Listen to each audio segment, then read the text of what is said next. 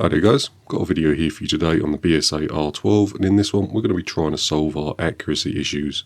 So I've had a good look over the barrel and I think I've discovered the problem. If we take a close look at the end of the barrel, you can see that the rifling doesn't come right up to the end of it. There's sort of a 3 or 4 mil gap between the end of the rifling and the end of the barrel. Now to me it looks like something's gone in there after the barrel has been machined and cleared out the end of the rifling. I can't imagine this was on purpose, as the rifling should come right up to the end of the barrel and then be finished off with a crown. This obviously hasn't happened on this rifle, and I'm hoping we can salvage the barrel by just machining off the end of it, recrowning it, and hopefully that will be our accuracy issue solved. To machine the barrel up, we've got a slightly different setup from usual. I normally use my spider or my bell chuck, but in this one we're just chucking it up in the 3-jaw. If we take a look here, we have 2 brass shims. They're the correct thickness to get the barrel running nice and concentrically. As we're not recutting the 1/2 inch UNF on the end, we don't have to worry too much about axial alignment with the lathe, as we're just working on the very end of it here. So if I bring the indicator in, you can see what I mean about the rifling. So we're touching off there. If we come just about a millimetre in from the end of the barrel, you can see that there's a faint wobble on the indicator. But if we go in a little further, so to about there, you can see that there's absolutely no rifling there. The indicator's not bumping around and it's nice and smooth. If we go a little further in, you can see we're back onto the rifling, and with our setup there, we're running the barrel nice and true. So it's repeating back to 0 most of the time, or just 1 under. That's plenty good enough for recutting a crown. Another little thing I'll point out is that if we take just a standard 177 pellet and push it into the end of the barrel, you can see that the pellet travels in quite a ways into the end of the barrel, about 5 millimeters before it actually touches any form of rifling. So what we're going to be doing is just cutting that end off the barrel, leaving the 1/2 inch UNF where it is, and then trying to put a new crown on it. This will leave us with a really short, stubby 1/2 inch UNF, but hopefully as this 1/2 inch UNF only carries the shroud, that should be good enough. If I'm honest, I don't want to spend tons of time on this barrel, as it may be that the barrel itself is scrap and I have to rebarrel it anyway. So we're just doing a nice, quick, simple job to see if it works, and then if it works we might come back, machine the end off, put a sleeve over, and then put a new 1/2 inch UNF on there. But we'll get this job done and see how we go. So the first thing to do is turn the end off the barrel.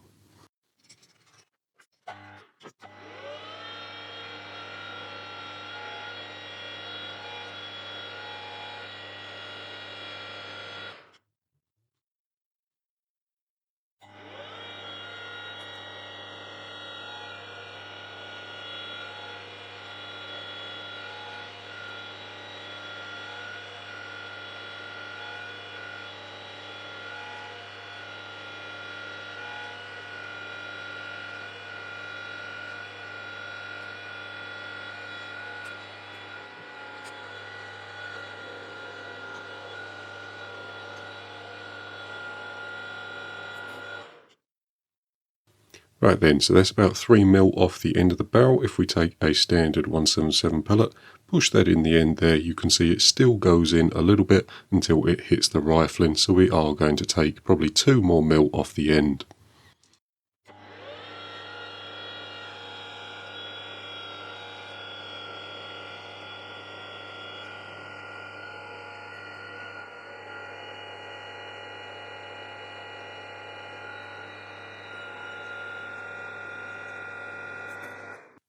Right then, so that was another 2 mil taken off the end of the barrel, and if we take our pellet, you can see it's starting to get some resistance as it comes in the end there.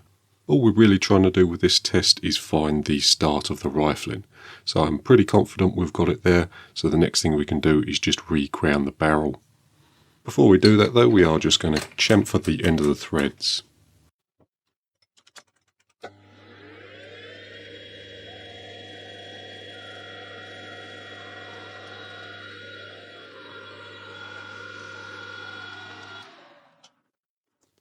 And here's our setup for cutting the crown on the end of the barrel. We've got a tool post grinder set up in the tool post, and the grinder itself is spinning in this orientation. The cutter is set on lathe center, but just above center height. What this does is stop the cutting wheel cutting on both sides of the barrel, so only be cutting on the very top edge. Rotating it in this direction will bring the burr up and away from the center of the barrel, so a burr won't be formed on the actual rifling. Once we've cut our crown into the barrel using our tool post grinder, we'll come through with a countersink and just put a chamfer on the end of the rifling. This is how I do my crowns. You can do them however you like. I will say that in my personal experience, crown shape or the way you do a crown isn't that important. The crown itself just has to be clean. The ideal scenario is that the pellet leaves the end of the barrel nice, cleanly, and without interference. That may be different for proper rifles, but for air rifles I don't think crown shape makes a difference. With that said though, let's cut it.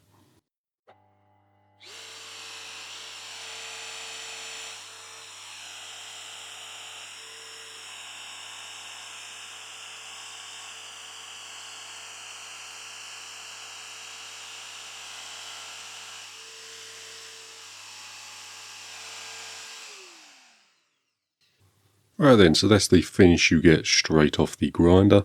If I bring you in a little closer, hopefully you'll see that.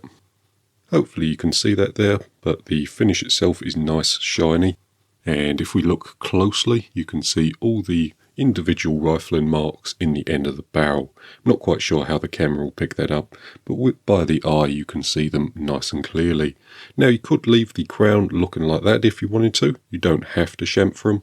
But in my personal experience, I like to chamfer the ends as it provides a little extra protection for the crown itself, as at the moment the ends of the rifling are a little sharp. But leaving it like this would be perfectly acceptable. It does pass the cotton bud test. So cotton bud test, as we explained earlier, just pull the cotton bud out the end of the barrel and then check using a loupe to see if you can see any microfibers left behind from the cotton bud. But that looks good. The last thing we'll do is put our chamfer on.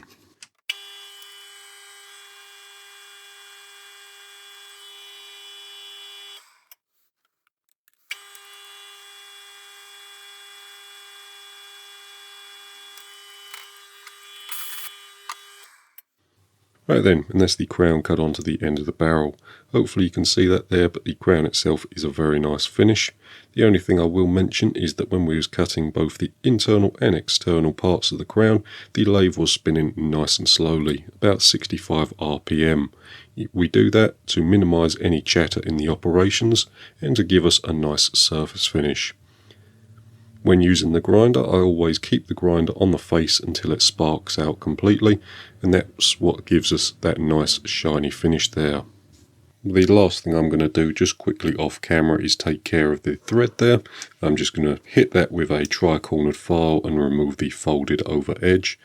That'll just make screwing the shroud adapter on a little easier. And here we are set up down Pete's airgun farm in the 50-yard range.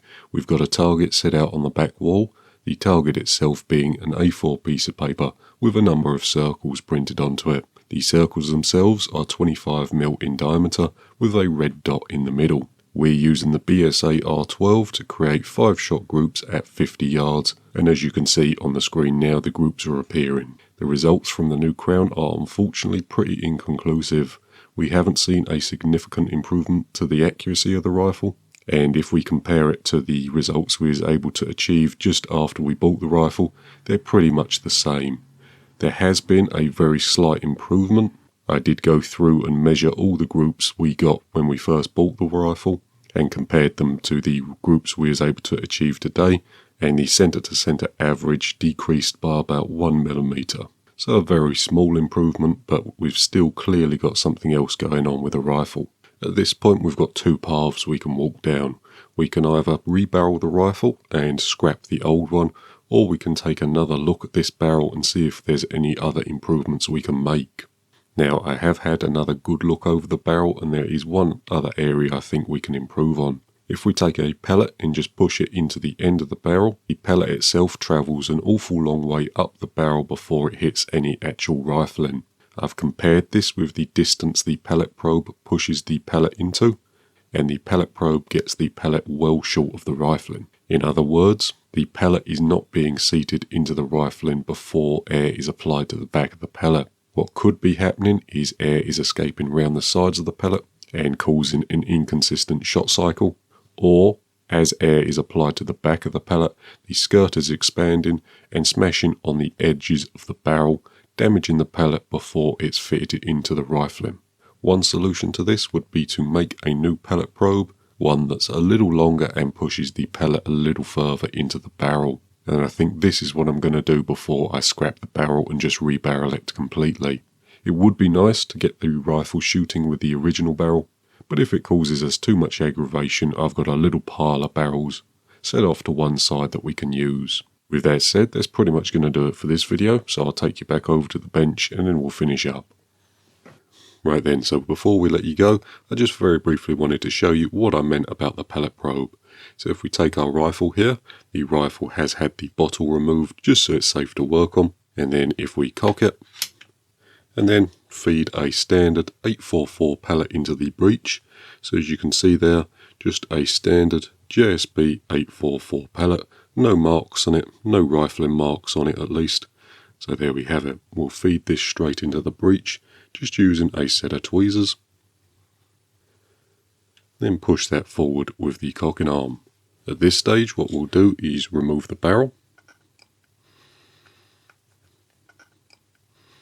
So we have removed the transfer port plug from the block there, so we can remove the barrel nice and easily. Then if we tip the barrel up, you can see that the pellet just falls out. So the pellet is not being seated into the rifling. So no rifling marks on the pellet whatsoever.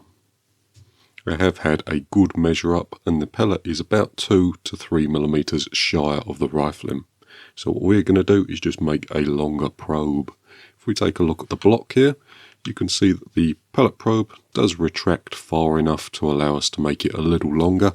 Not quite sure how much longer we can make it, but we'll make it as long as we can with the pellet probe still retracting all the way in the block. And hopefully that will make the rifle a little more accurate. We do have a little stack of barrels set off to one side, so if this doesn't work I can just rebarrel the rifle. It's not a massive deal, but I would like to get it shooting with the original BSA barrel. But that's pretty much going to do it for this one, guys, so thanks for watching and we'll see you in the next one.